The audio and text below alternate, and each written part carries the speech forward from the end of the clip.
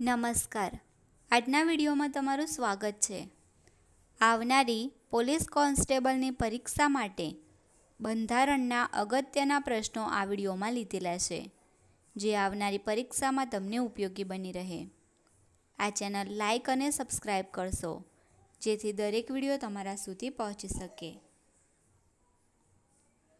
પહેલો પ્રશ્ન છે, EVMનું પૂરું નામ જણાવો. તો EVMનું પૂરું નામ છે ઇલેક્ટ્રોનિક વોટિંગ મશીન. બીજો પ્રશ્ન છે, ભારતમાં સૌપ્રથમ EVMની ડિઝાઇન કોના દ્વારા તૈયાર કરવામાં આવી હતી? MV હનીફ દ્વારા 1980માં. ત્રીજો પ્રશ્ન છે, કઈ સમિતિએ સૌપ્રથમ EVMની ભલામણ કરી હતી? દિનેશ ગોસ્વામી સમિતિએ. ચોથો પ્રશ્ન છે, EVMનો સૌ પ્રથમ ઉપયોગ કયા રાજ્યની વિધાનસભા ચૂંટણીમાં કરવામાં આવ્યો હતો? ગોવા.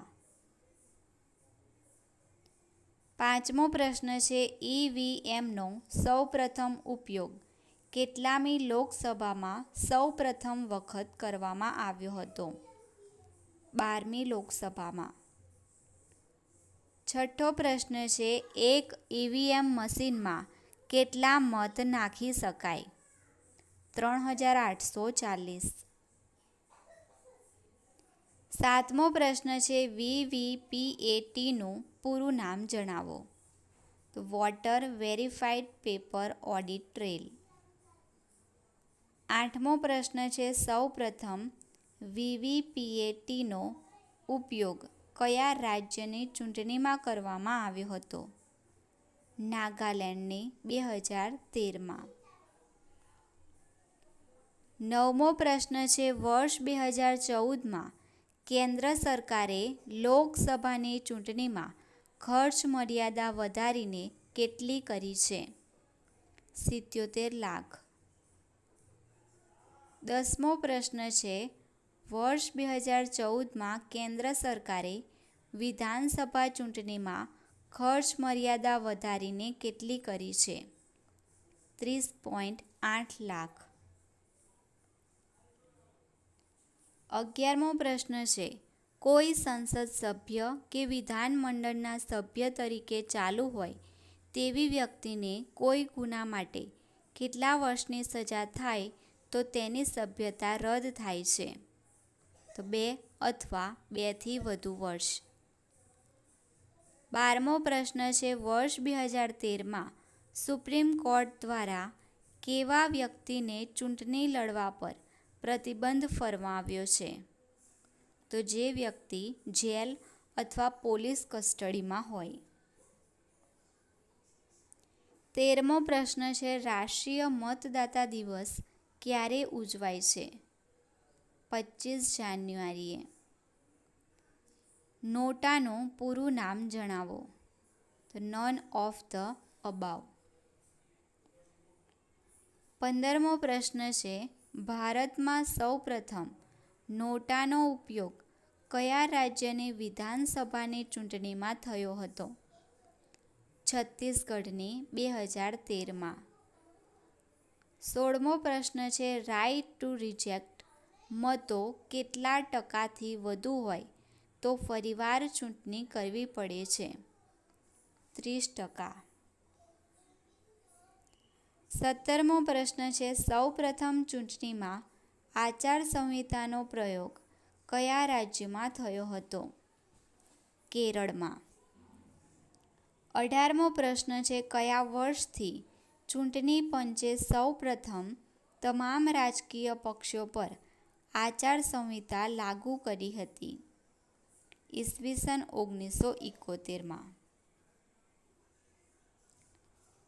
19મો પ્રશ્ન છે, કઈ સમિતિએ ભલામણ કરી હતી કે રાજકીય પક્ષોને ચૂંટણી માટે રાજ્ય દ્વારા અનુદાન મળે તેવી વ્યવસ્થા કરવી જોઈએ? ઇન્દ્રજીત ગુપ્તા સમિતિ.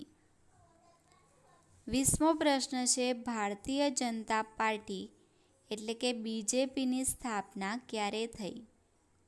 ઈસવીસન 1980માં.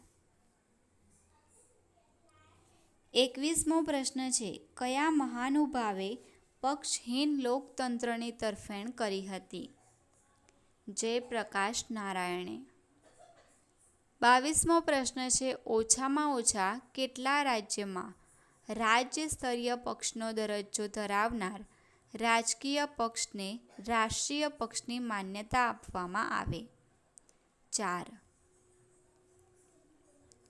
23મો પ્રશ્ન છે, સામાન્ય ચૂંટણીમાં ઓછામાં ઓછા 4 રાજ્યોમાં કુલ કેટલા ટકા મત પ્રાપ્ત કરનાર રાજકીય પક્ષને રાષ્ટ્રીય પક્ષની માન્યતા મળે છે? 6%. 24મો પ્રશ્ન છે, વિસ્તારની દ્રષ્ટિએ સૌથી નાનું સંસદીય ચૂંટણી ક્ષેત્ર કયું છે? ચાંદની ચોક, દિલ્હી. 25મો પ્રશ્ન છે, ભારતના સૌપ્રથમ મુસ્લિમ મુખ્ય ચૂંટણી કમિશનર કોણ હતા? ડૉક્ટર શાહબુદ્દીન કુરેશી. 26મો પ્રશ્ન છે, ભારતમાં કયા વર્ષથી ચૂંટણીમાં ઈવીએમનો પ્રયોગ શરૂ થયો? ઈસવીસન 1998થી. 27મો પ્રશ્ન છે, ભારતમાં પક્ષ વ્યવસ્થા કયા પ્રકારની છે? બહુપક્ષીય. 28મો પ્રશ્ન છે, યુએસએ અને બ્રિટનમાં કેવા પ્રકારની પક્ષ વ્યવસ્થા છે? દ્વિપક્ષીય. ઇટલી અને ફ્રાન્સમાં કેવા પ્રકારની પક્ષ વ્યવસ્થા છે? બહુપક્ષીય. 30મો પ્રશ્ન છે, ભારતમાં સૌપ્રથમ મહિલા ચૂંટણી કમિશનર કોણ હતા? વી.એસ. રમાદેવી.